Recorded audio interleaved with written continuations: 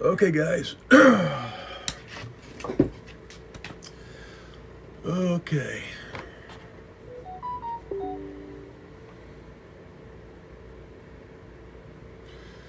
This is part two. I want to explain something here. Why I was um, uh, um,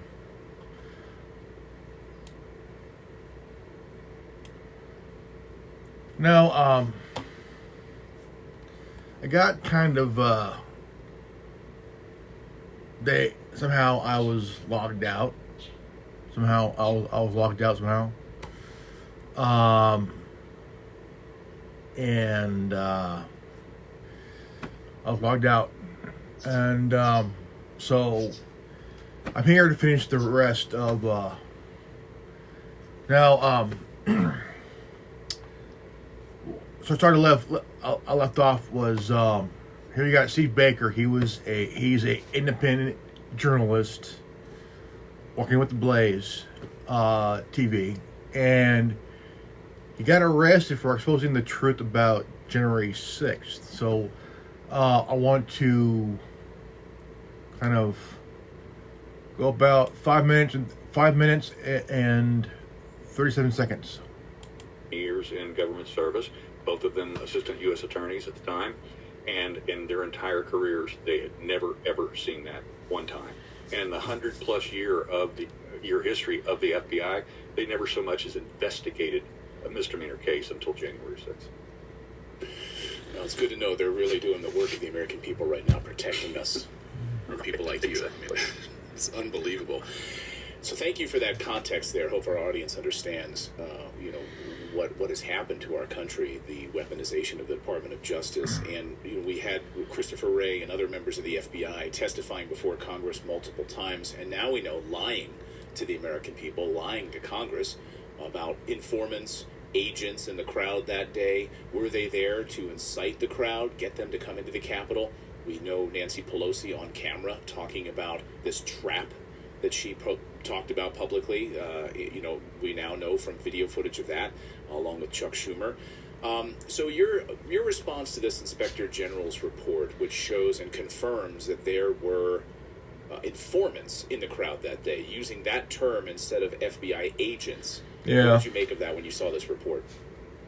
Well, first of all, when you analyze the report, and you've done as much research into this for the last 4 years as I have, you realize that there was a lot left out. And then when you talk about who the actual CHSs were, the confidential human sources, as opposed to FBI agents, as opposed to undercover agents, there's a lot of misinformation.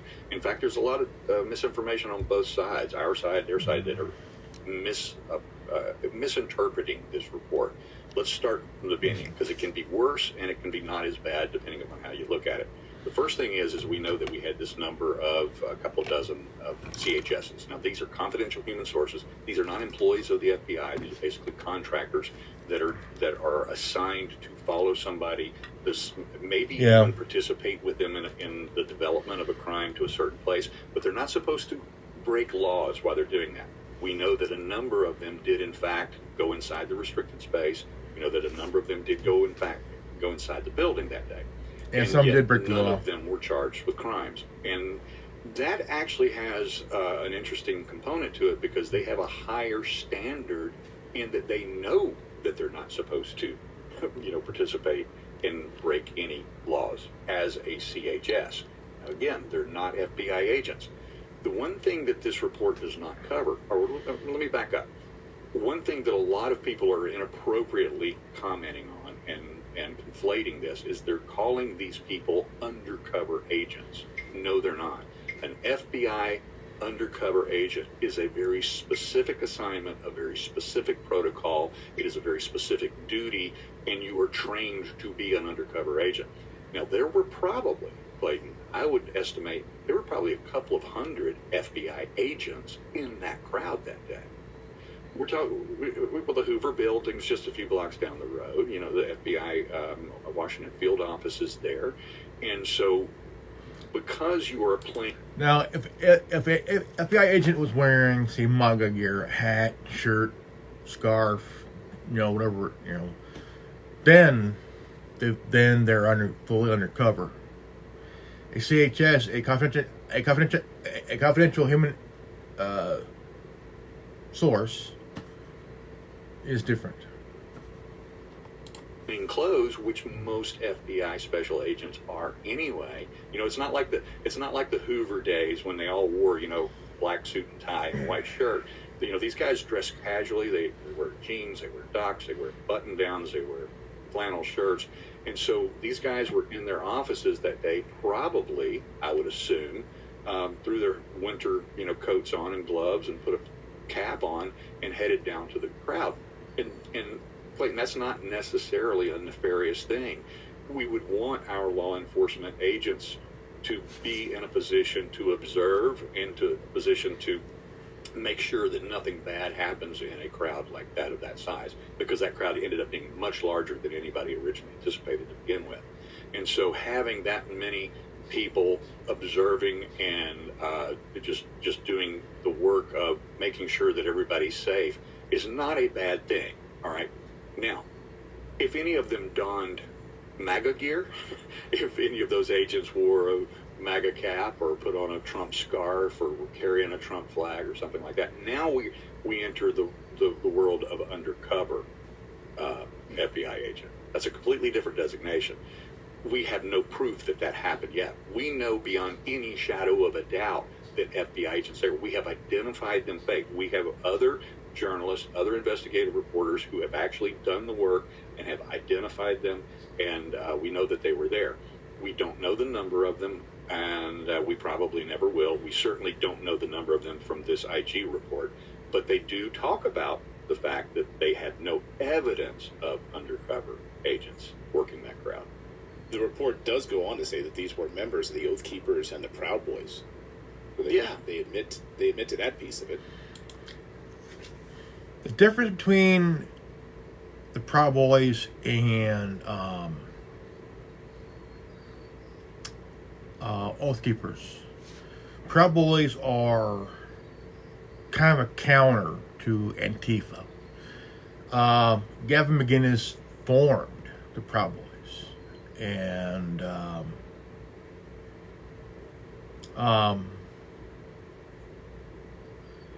to counter Antifa. Oath Keepers are former military, former law enforcement that took the oath very seriously, very personal. Guys who are true blue good guys, that took the oath seriously, very, very seriously and personally, because it's like I was saying, once a Marine, always a Marine. It could be retired and still be a Marine at heart, because you went through the training, you went through the oath, you went through the training, the whole shebang. And a lot of veterans kept the oath seriously,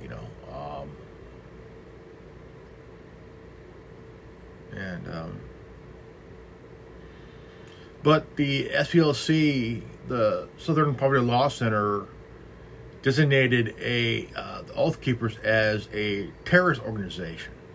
Now, mind you, the Southern Poverty Law Center, their founder was forced to leave the group they founded because of allegations. Morris Dees, he was forced to step down.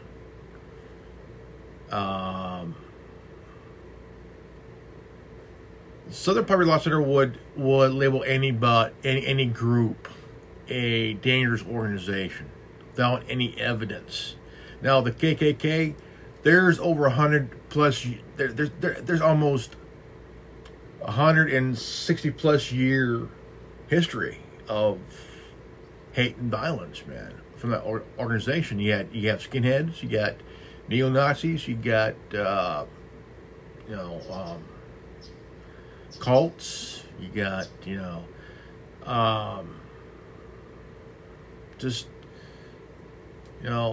shit. but yet again, yeah. Well, look, I think there were probably more CHSs, confidential human sources, embedded in the Proud Boys than even this number reflects. There were certainly, we know because I covered the trials of the Oath Keepers, and we know that they had confidential human sources embedded in the Oath Keepers as well. I'm not so sure that the Oath Keepers had any there with them that day. It's likely they did, but they certainly were not on the same level as the Proud Boys. You know, the Proud Boys famously, they like to knock heads. They were there to, you know, they wanted to. What the Proud Boys wanted to do is they wanted to engage with Antifa and the like. They wanted to engage with, you know, leftist provocateurs, and that didn't really happen. So they took out their adrenaline and their testosterone in other ways, which they shouldn't have. But the Oath Keepers, by contrast, did not engage in violence that day at all. And they were a much smaller number in terms of the actual number of Oath Keepers that showed up. And the Oath Keepers is a much larger group. Oath Keepers had 35 to 40,000 members, paid membership. And they only had, by FBI estimates, about 25 to 30 Oath Keepers there that day. You know, a couple of the things that really stood out to me in this report. The report says that those sources, those confidential human sources, had warned them of possible violence on January 6th. And yet, that means that if they knew about this ahead of time, they didn't have the ample law enforcement there to stop it and or to make sure that they could handle it. If they knew ahead of time, okay, if they knew ahead of time, how come they weren't prepared? I mean, if someone was prepared, I mean, they should have been. I mean, if they knew ahead of time, they should have been prepared. You know, I mean, it's just that if you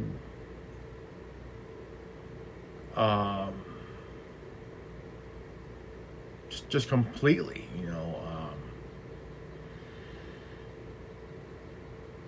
I mean, how come they didn't? Because also he had some Capitol Police who were completely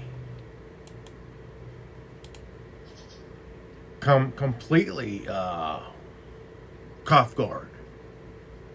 Capitol Police were like bamboozled, and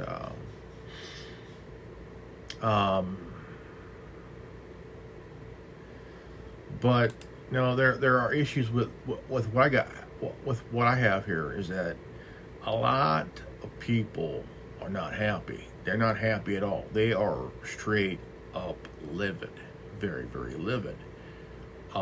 That the media, you know, they were involved in editing stuff that Donald Trump said. You know, they wanted to charge him with insurrection while he was in office. Like, how can you do that? He has immunity. You can't really charge him if he has immunity, you know.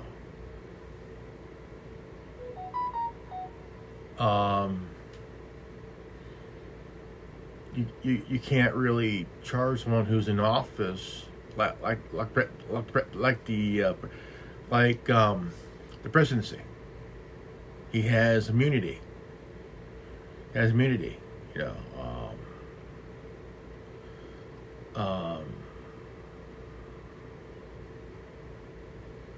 So I mean, it's like if you are there to report on the grounds of what's going on, and you're seeing this, and there's no evidence of anything of what the media is throwing out there, of what the leftists and the far right neocons and rhinos are saying, like Liz Cheney, there's no evidence. But Steve Baker, the journalist, now at the Blaze, he got arrested for exposing the truth. You and I could spend 3 hours just on that question right there. And that's because that's where I've spent most of my work for the last 3.5 to 4 years, has been answering that question. And a lot of that has to do with why the intelligence was not passed down from senior leadership at the Capitol Police to their frontline officers. Their frontline officers had no idea what was coming that day. We know that from trial testimonies. We know that from whistleblowers. We know that from numerous sources within the Capitol Police, that they were not fed the intel that they had. Also, this IG report is soft sells what they actually knew was coming that day. We know from past reports and past testimonies from so many others, including the January 6th committee, they knew what was coming. They knew that, in fact, there was and were reports that it was going to be infinitely worse than it was. They were expecting, quote unquote, MAGA to show up heavily armed with firearms, and that those firearms were going to be used against police, and that hopefully by the people that they were alleging to commit, that would be committing these crimes, were going to actually attack Congress members that day. And with all of this intel in their hands and available and passed up to Capitol Police leadership, this never was disseminated to the lower levels. But we know that the FBI knew about it because, Clayton, the FBI pre-deployed the tactical units and SWAT teams of every three-letter federal agency were either in the Capitol, at the Capitol, or just outside the perimeter of the Capitol and ready to come in. And they were there within 5 minutes. You know what's insane is there were people who were on the outskirts of the Capitol building, the outskirts,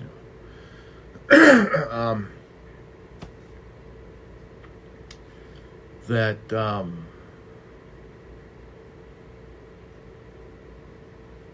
were arrested for even just being there.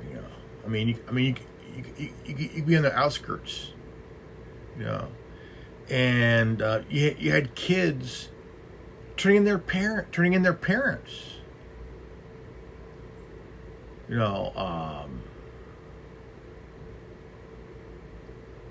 Holding. Just turning in their parent for allegedly being there. Even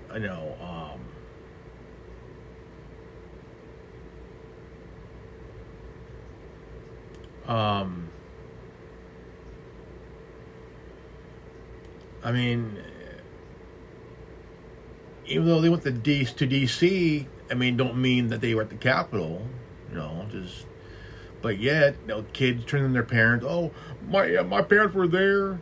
My parents were in DC on January 6th.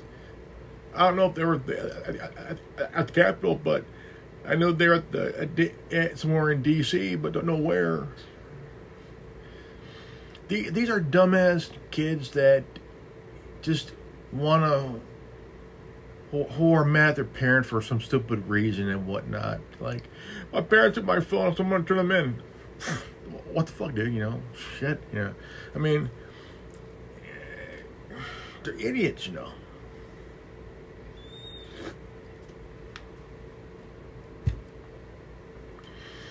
But if you were on the outskirts, you could be on the outskirts of the building, the outskirts of the building, or you could be 6 blocks away from the building. They're still going to nap your ass.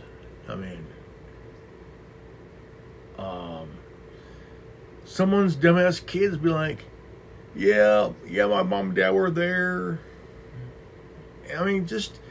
Dumbass kids turning in their parents for some stupid fucking reason. Like, what the fuck, dude? Minutes after Ashley Babbitt was shot, I was in the building when that happened. I saw ATF tactical teams all over the inside of the Capitol. They were already there. The FBI SWAT team, tactical teams, their hostage rescue team actually was, their HRT was in the building. It was the FBI HRT medics that were working on Ashley Babbitt when I walked past her at the south exit of the building. So one of the big questions I have is who who are the leaders of this violence? I mean, if they had these confidential human sources, were they led to believe that it was going to be MAGA supporters, Trump supporters, who were really going to be the rabble-rousers on that day? Or was it they themselves that were going to be the rabble-rousers on that day? It's kind of hard to parse that out here in this report. What do you make of that part of it? Well, the report's not going to lead us in any, clear direction in that way.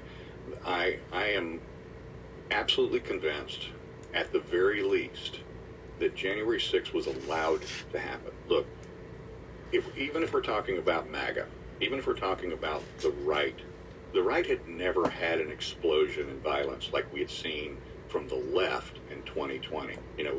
The Summer of Love, the post-George Floyd riots where they were burning cities down. Then those riots continued on throughout the year. We had never seen riots coming from the right like happened on the inauguration evening of 2017 when Trump was inaugurated the first time. And they were attacking federal officers by the hundreds, and hundreds of people were arrested for violence against federal law enforcement officers. We'd never seen that kind of activity from the right before. But this was dry tinder for MAGA. They had been, this crowd, so many of these people had been put out of work because of COVID protocols, lockdowns, things of that nature. They had a contested or what they believed was a stolen election. And so it was dry tinder for it to be taken advantage of by the right kind of provocateurs. And by the way, anybody that knows anything about color revolution, anybody knows anything about our own intelligence community, our own very elite special forces, know that we provoke and we do these kinds of things overseas for God and country all the time. I had a 3-star general in the course of my investigations, and we're going to be doing a very large story about this coming up soon. I had a 3-star general, former second in command of SOCOM, who said, I would only need about 4 or 5 of my best guys to make January 6th happen. Wow. Yeah, look at the Maidan coup in Ukraine. Yeah. Look at Syria. I mean, the list is endless for the amount of color revolutions that we foment on a regular basis. And people, it's very easy to pull off. And then it looks like those are, it's MAGA that was responsible for it, right? Because they're there next to these individuals who are stirring up the crowd. And it's very hard to say.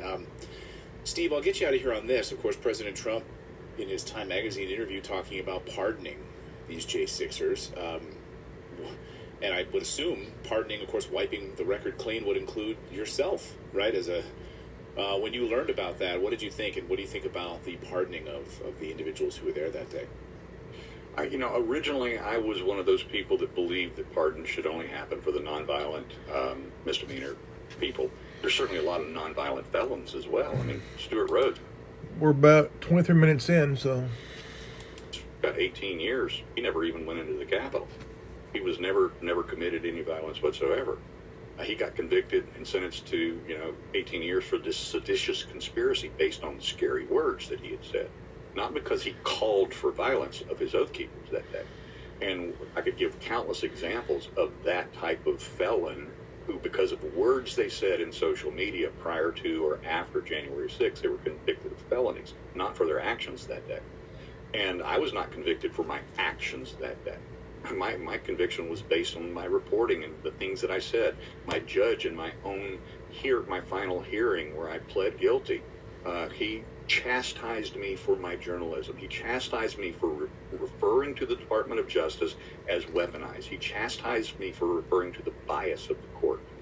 He didn't chastise me for my actions. He chastised me for my journalism, openly. And we're going to be doing a story about that. So I originally was in the, pardon all the nonviolent offenders, but now I'm fully in the John Adams court of opinion, which was, after the Boston Massacre, when he defended the British soldiers, and he said, I would rather 5 guilty go free than 1 innocent suffer. And I am fully in that camp because I have seen the bastardization of our justice process by the Department of Justice, by the FBI throughout this entire process. And as I said, I can give you example after example after example of of the lies and of the distortions and of the lack of due process that the Department of Justice has imposed upon people. And and we have already done many stories about it, and it's not done. January 6th is not going to be over if January 20th pardons happen. We're going to start seeing the truth of what's been happening for the last 4 years. It's going to start coming out in a much greater number, particularly if the new administration, new Department of Justice, new FBI leadership, new Congress does their job. I said I'd get you out of here a second ago. Final thoughts on Kash Patel coming in at the FBI. What are you hoping you'll see from that side of it? Forget the pardon piece of it for a second, but from the new leadership in the Department of Justice. I'm certain that he won't do what he originally had said he would do in one of his earlier statements, where he was going to turn the Hoover Building into a museum. I wish he would. I wish he would continue. I wish he would go that route. But there needs to be a decapitation of the top leadership there, quite deep, I would imagine, probably all the way down to the special agent in charge at all the field offices, because those have become political appointments now. And then, of course, then on the lower level for the last 5 to 10 years, you've had all the DEI hires and the lowering of standards, lowering of physical fitness standards, lowering of all types of entrance standards, which were incredibly high before this new era that we live in now. And so I think that they're going to have to lop off the bottom level, and they're going to have to lop off the top level, and there's probably some really good guys still left in the middle, and it's going to be a tough job for Kash to clean this out. My guest has been Steve Baker, investigative journalist with The Blaze. One of the reasons we know so much about this January 6th story is because of you and your incredible work on this. I encourage our audience to follow you on X. You publish a lot of reports there, and of course at The Blaze, where you can dive more deeply into this. Steve, great to have you here on the show, and hope you'll come back. Thanks, Clayton. Now, being a journalist can be a very dangerous job. You have journalists from across the world, like Steve Baker, like Gary Webb,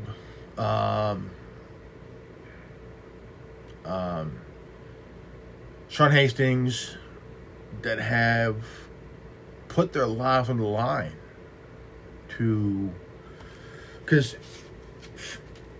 the press, freedom of the press is free speech.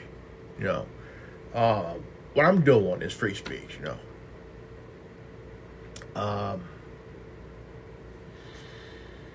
You have these oligarchs that want to, these old fuckers, these oligarchs,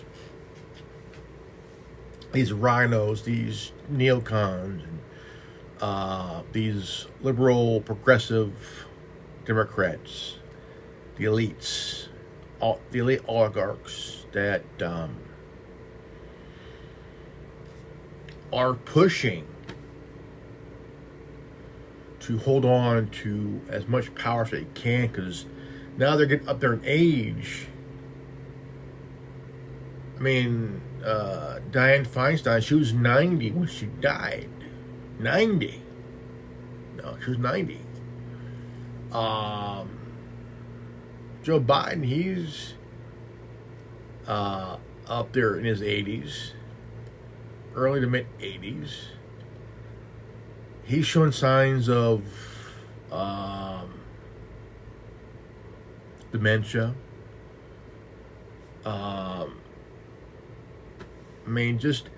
He's slow. He's slow, and he's a live action version of Looking at Bernie's, the movie of the 80s, at the time.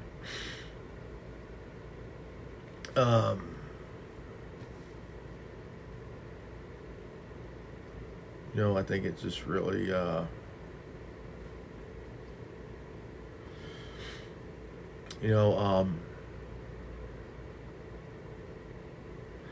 you have these neocons that would also do the same shit.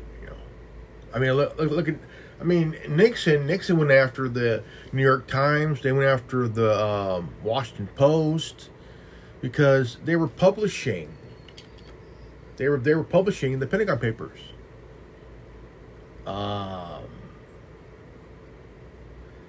And Daniel Ellsberg was a whistleblower. He was a whistleblower. And he blew the whistle on the Vietnam War, on the happenings of the Vietnam War, And then here you have the Panama Papers.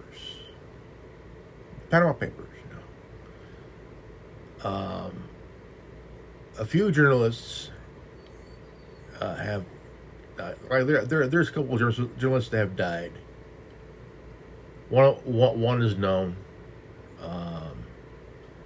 She died exposing the Panama Papers. There's a lot. There was a movie that had Dustin Hoffman and Robert Redford and Distinguished Gentlemen, where they played reporters exposing Watergate, and it was a landmark movie. It was a landmark film that exposed Watergate. It exposed Watergate. And there was a code name Deep Throat.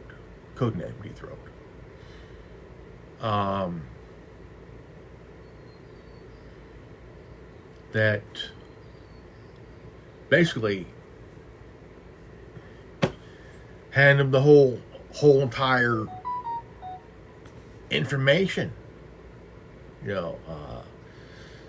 But the building that took place, where the meeting between the two reporters and the guy codenamed Deep Throat, that building's no longer there.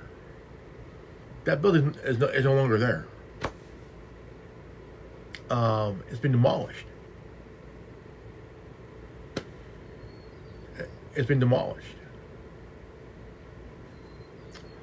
A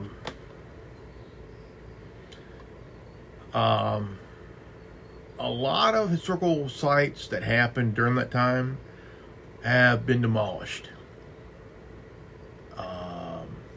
Completely demolished.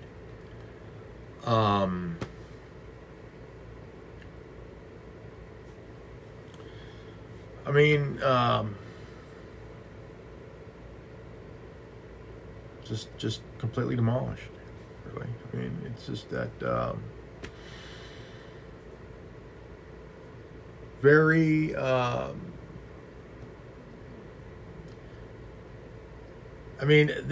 This is why free speech,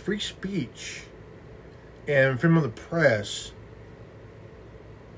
scares the shit out of the leftist elites and the neocon and the rhino elites. You look at social media companies like Meta and TikTok and YouTube. All together, you're thinking,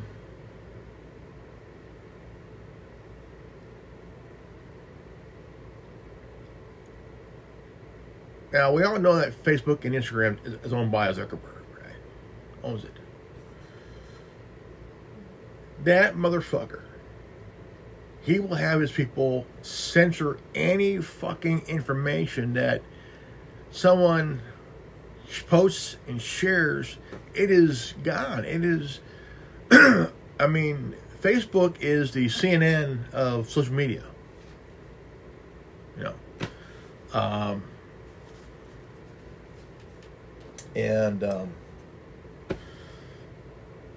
And you look at these companies, like they have a community guidelines. YouTube has a community guideline. But sometimes they will throw in some fucked up policy violation that doesn't go with what the content is. And I was talking about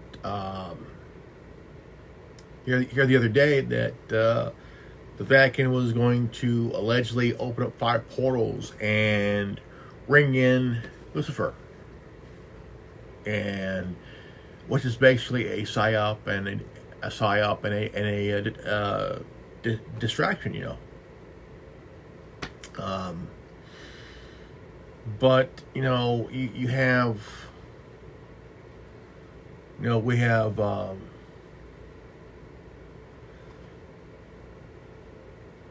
arrest of journalists exposing the truth about January 6th shows. Again, the arrest of journalists exposing the truth about January 6th shows just how deeply the elites control the system. They don't just manipulate the media; they control finance, politics, and even the narrative we're allowed to believe.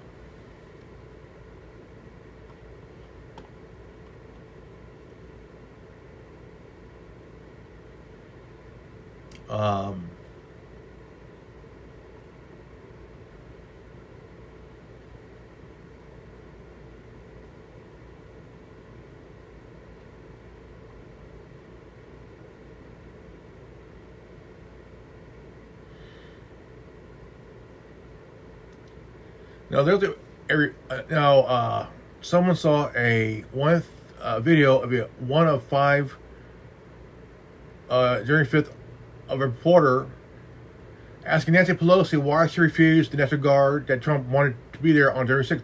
Her answer was they weren't needed because she and McConnell had a plan. I was suspicious of their plan was not good for American citizens.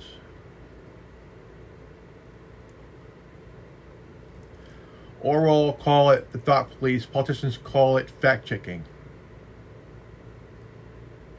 Yeah.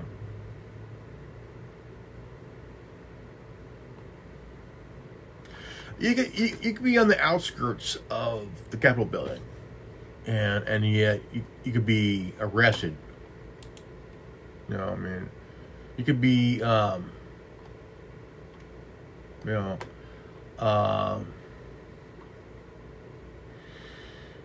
it's just that you could be on the outskirts or even 6 blocks away. And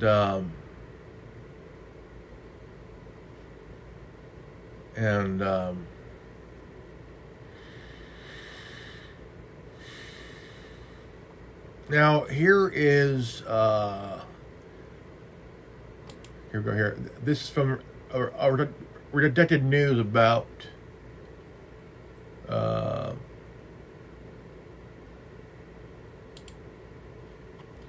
January 6th. The FBI says there were informants in the crowd on January 6th. I know.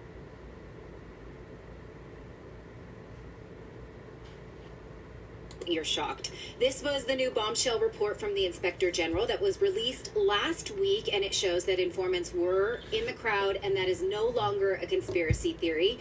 But there are more questions. Yeah, there's more questions than answers, man. Than answers. I don't think this report is by any means the end. It's only a validation of what many of us have been saying. So the first person I wanted to speak to was FBI agent and whistleblower Steve Friend, who became a whistleblower when he testified to Congress that the FBI had been mishandling January 6 defendants' cases. Because it was all politically motivated. So he's here to explain. Thank you so much for coming back. I appreciate the invite. Okay, so first of all, informants versus employees, what the FBI calls them in this report. It was politically motivated. report. Well, we should go to who's reporting on this. And It was politically motivated because they needed something to rush a second impeachment. And this one was a complete flatline for Nancy Pelosi and Chuck Schumer and Mitch McConnell and the whole entire political establishment. Their plan from the start was flatlined. It was just really a boomerang smack to the mouth, politically. So, in a second, but they call them CHSs, or confidential human sources. Can you explain what that is, and if they're deputized to do anything, why is this concerning? Give it to us. Well, the confidential human source, the CHS, that's the snitch. That's the informant. That's just the parlance that the FBI happens to use for them. This is a person who's not a W-2 employee of the FBI. In fact, they're admonished every year by their handler within the FBI that they do not, in fact, work for the FBI. They're doing work on behalf of the FBI. They're only paid when they're productive, though, which is sort of a perverse incentive, particularly as it pertains to national security. yeah, that's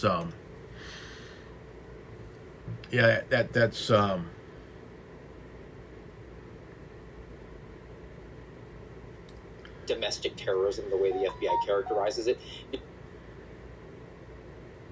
because they will self-deploy and infiltrate, as they'll label it, but they'll basically become friends with people and then inform back on them to the FBI in hopes of ginning.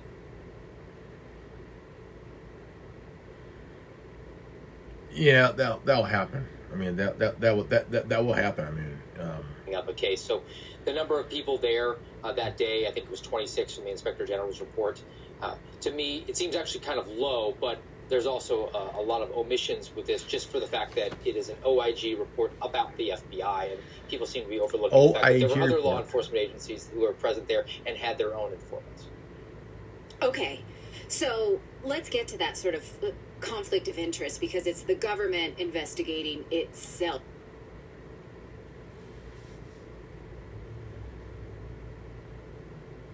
And acting like this is all on the up and up and just fine. But you mentioned, well, this is they basically answer to the FBI, right?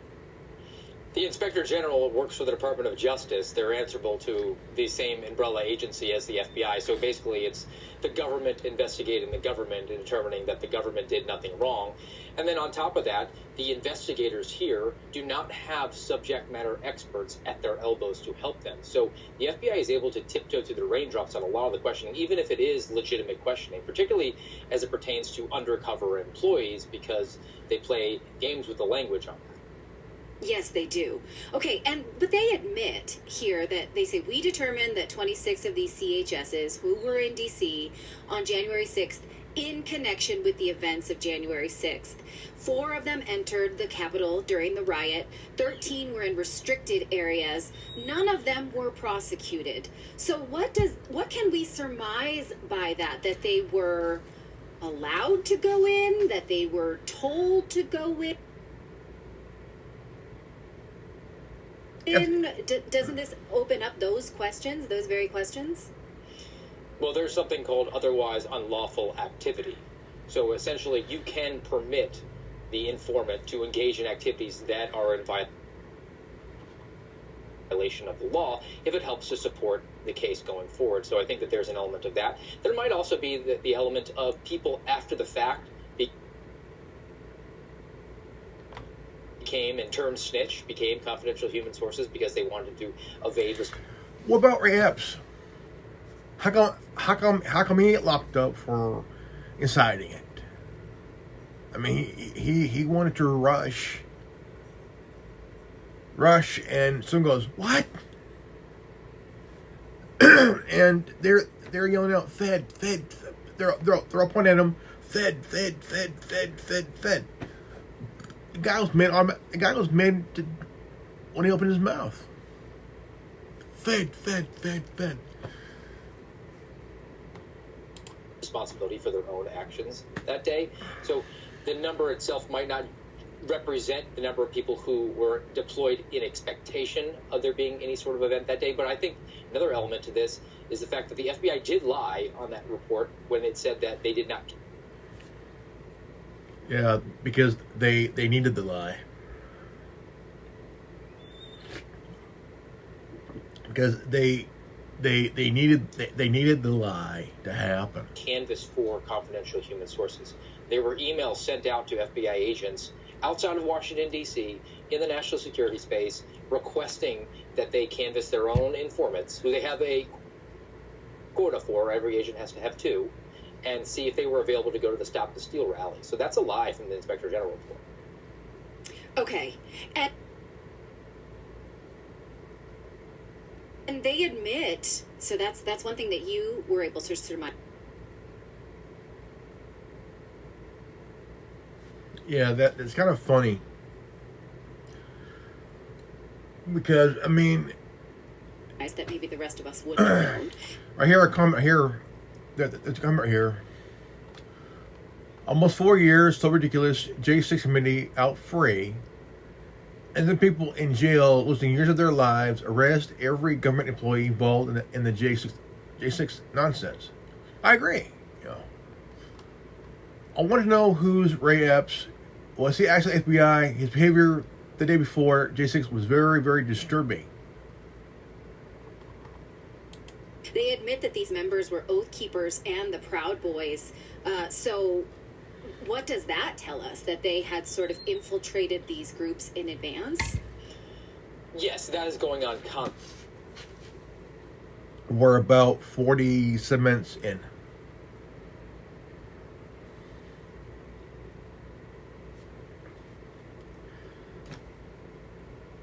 Constantly. It's not. Go ahead and subscribe, comment below, hit the bell for a notification, and we'll go on from here. Just January 6th. This is the FBI's playbook. They find groups that they have a problem with their political ideology, with their First Amendment protected activity, and even though the FBI has a caveat that they don't investigate you as an American for that activity, that there are guardrails, the Constitution, they completely ignore that, and they direct their informants, or at least encourage them, to go and infiltrate groups and see if they can get someone to commit to do something that they're not predisposed to do. Look, it is in excess of 90% of FBI counterterrorism investigations involve entrapment. People who are not predisposed to commit any sort of act of violence, and but for the involvement of the FBI through a confidential human source or an undercover employee, they would never have engaged in it. So it doesn't surprise me at all, particularly with January 6th, because the FBI was desperate to have a pre-existing organization that they could pin this on, which is why they went after the Oath Keepers and the Proud Boys, so they could say, oh, look, those are militia violent extremists. Mm-hmm. Right. Now, number 4 here gives this summary of the FBI. Joe Biden was like wanting to really get rid of the militias. The Democrats like the left leaning, also the far left leaning, the extremely far left leaning wanted to really get rid of the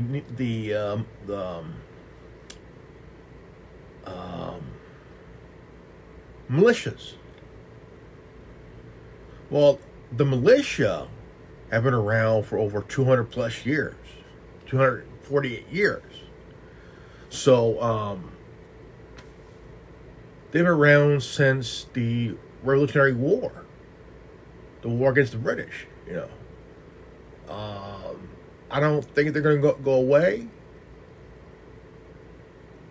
Like the Minutemen, they're not going to go away. Because they're going to be around just in case. They've been getting ready for anything tyrannical. I don't think the militia is going to go anywhere. I mean, it's not against the law to form a militia, but the militia is there for in case if the government decides to become further tyrannical, like violate the entire Constitution. This goes back 248 years ago. That's why we have the Second Amendment. Its general roles and responsibility. It's basically saying, well, we weren't really in charge of securing January 6th anyway. We were just sort of playing this support role, or we were supposed to share any threat that we had beforehand. So they're almost letting themselves off like really we weren't. Survey says bullshit. A main part of it. It was supposed to be Capitol Police and other FBI or other government law enforcement agencies. What do you think of that? Well, unfortunately, they have sort of a get-out-of-jail-free card because there was not an NSSE in place, a National Special Security event, which is all the time in Washington, D.C., for an inauguration or a State of the Union or a fireworks show on July 4th. For whatever reason, the powers that be decided just on that day, when they knew there was going to be a large crowd gathering to lawfully exercise their First Amendment rights, they didn't want the full security. Every agency in this country, in this government, state, local, and otherwise, what they do is political. Package, and I think that that's what the FBI is going to rely on here, but they cannot rely on the fact that they have been investigating, using the dragnet to go after so many people who are engaging in misdemeanors at worst. And as a FBI agent who went through the process of being trained, was told, we don't investigate misdemeanor activity. Okay, so as a civilian, I know that the FBI is allowed to lie to me. But are they allowed to lie to Congress? Because here they admit readily that they had prepared documents for congressional testimony and subpoenas, and that those documents were lies. They just had falsehoods. What is the consequence that the FBI can just lie to Congress like that? Unfortunately, when the Democrats are in control, there's no accountability, and it seems like the same thing when the Republicans are. We have the Weaponization Committee, which has done absolutely nothing. There's been no accountability, and they're just going to continue to flaunt in the face of these elected officials and lie to them. Or they're going to be very lawyerly in the way that they respond to particular questions. So it's a little bit off topic, but I do think it's important to zero in on the undercover employee. An undercover employee is a UCE. That is an official position in the FBI. That's insane, man. That's just outright insane. You know, putting. I mean, it don't matter how they put them in words. It's all politicized, man. It's all politicized because of just an absolute bullshit thing. Is they want to just. I mean, again, you could be on the outskirts. You could be on the outskirts of the Capitol building, not in the grounds of the building, but on the outskirts, right? Or 2-3 blocks away. You could still be arrested by the FBI, you know, or not. I mean, you could be on vacation, being a tourist, you know, just want to take in the history of our country, you know. Then all of a sudden, there you go. You're in handcuffs and you're accused of January 6th, you know, that bullshit, you know. But again, it's being politicized. All right, guys, there you go. This is the anonymous Mando'Ade network, and on YouTube. And check me out on rumble.com/RevanAuto76. I am Revan Auto, and this has been the anonymous Mando'Ade network. Always live healthy, happy, and wise. I love you guys. Peace out. Godspeed.